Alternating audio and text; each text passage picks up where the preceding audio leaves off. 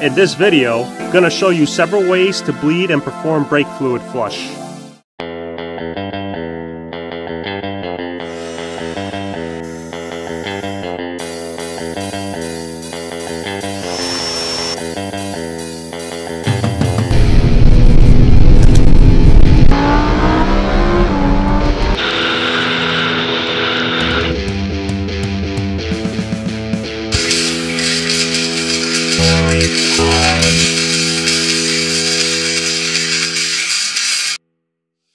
We start by removing the master cylinder's cap and filter grid.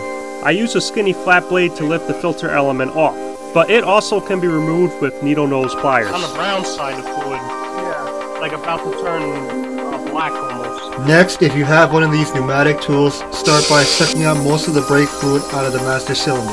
You can also use a turkey baster or equivalent tool to suck out old brake fluid.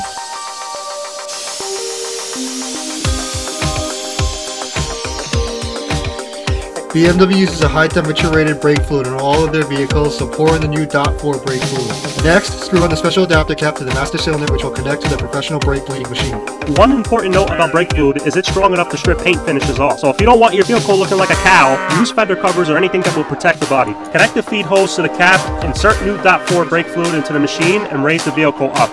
Brake bleeder valves over time tend to rust around the threads, especially if it's never been bled every 2 years, so it would be wise to spray penetrating oil on auto bleeding screws 2 days prior of service. Also, another tip on the day of service, if one or more valves don't crack loose before buying a new caliper, would try to drive the vehicle around a few miles and try braking more than usual, so the heat generated from kinetic energy will heat up the calipers enough so the bleeder screws can crack loose without snapping it into the caliper.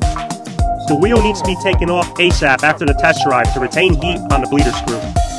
Once the brake fluid starts coming out, what I'm going to do is I'm going to take it completely out, and I'm going to clean the valve itself up. See how that looks? Since this E46 applies to the case that brake fluid flush wasn't done in a while, cleaning off the oxidation on all the bleeder screws to the wire brush machine. See how clean? Yeah.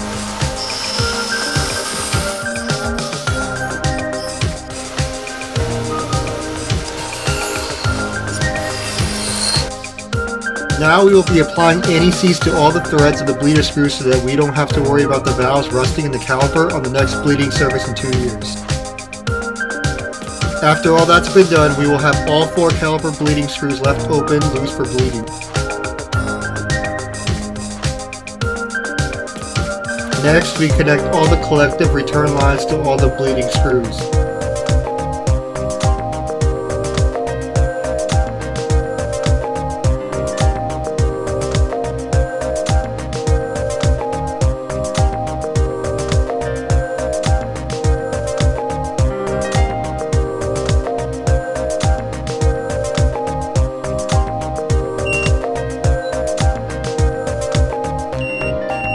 Now the machine can pressure bleed or flush the old brake fluid out of the braking system.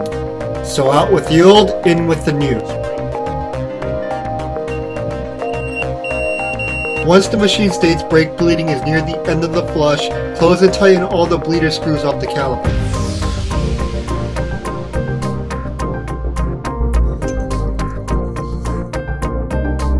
Remove all return lines off the bleeder screw and recap the bleeder screw. Remove pressure hose and cap off master cylinder. Brake clean the filter element of the master cylinder and make sure the element is dry and free of debris before inserting back into the master cylinder. Top off the brake fluid if needed and install cap on the master cylinder. Now we start the engine on the E46 and check to make sure that the brake pedal is smooth and not spongy when pressing the pedal.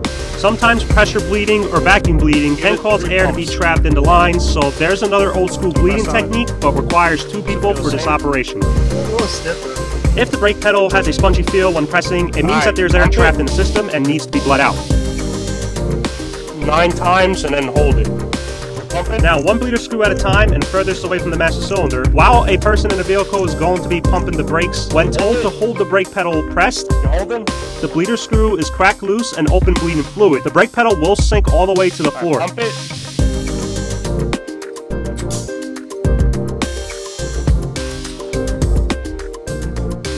Hold it. Holden, do not let go of the brake pedal till the bleeder screw is tight or instructed to let go, or you will suck air into the lines and it will be very hard to bleed out. While bleeding each caliper, make sure the master cylinder fluid stays full at all times or else air can enter into the system. Wipe down and clean brake fluid off anywhere it dripped. That bleeding procedure needs to be done several times at each caliper, so if that person pumping the brakes at the end of the bleeding procedure complains that their right leg is sore, that means that they did a good job. Top off the brake fluid and start the engine and check the brake pedal, which by now it should have corrected the spongy pedal issue. Brake fluid usually gets changed every 2 years, and what happens with brake fluid is that it's hygroscopic. So brake fluid is kind of like a desiccant bag when you think about it. It absorbs moisture. So over time, if you never change your brake fluid, it's gonna eat itself inside out, pretty much. You're like everything that's metal inside eventually will like corrode inside out, and will ruin rubber seals and stuff like that. So doing your brake fluid regularly in that purpose makes a tremendous difference on your braking system. The other thing too is you want to take care of that because this item's not a very cheap item. That's like a $2,000 part.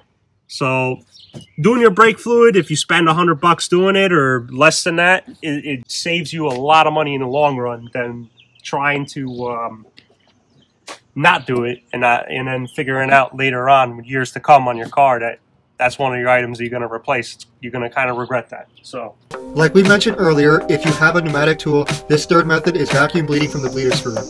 When you crack the bleeder screw open and fluid starts to come out, put vacuum tubes close to the bleeder screw until you see fluid being sucked in. Depending on some pneumatic tools, if you directly connect tube to screw, it can suck fluid out too quickly, which can also put air into the brake system. Perform 1-minute vacuum on each bleeding screw of the caliper. Alright, where's the Schwaben? No, Mushu, not that kind of Schwab. Schwaben. Like the professional machines used earlier, this is a mechanical way of pressure bleeding the brake system, and my preference when solo bleeding or doing a brake line repair is to bleed excessive air out of the system. And checking with Google Translate app that I am pronouncing the product name correctly. Schwaben. Schwaben. Schwaben. Schwaben. At a fair price from ECS Tuning, you can purchase this great pressure bleeding tool. Never open large cap on bottles. Yeah, they have a funnel. So pour in the DOT4 brake fluid in the container with the funnel. Yeah, it's a pressure bead valve. Got their pump the handle up and down to discharge the fluid. Okay. Pump the handle till it builds pressure up to 1.5 bar. Do not exceed 2 bar or it can cause damage in the braking system. Have a catch bottle at the bleeding screws and crack loose each bleeding screw the same way like mentioned earlier till the brake fluid comes out like the new fluid you poured in. We have since upgraded the brake calipers and rotors to a 330X size setup. Since rotors are bigger and have greater stopping performance, we will post a video of this upgrade in the future. Schwaben. In the next video, we're going to be flushing out the power steering fluid, so stay tuned.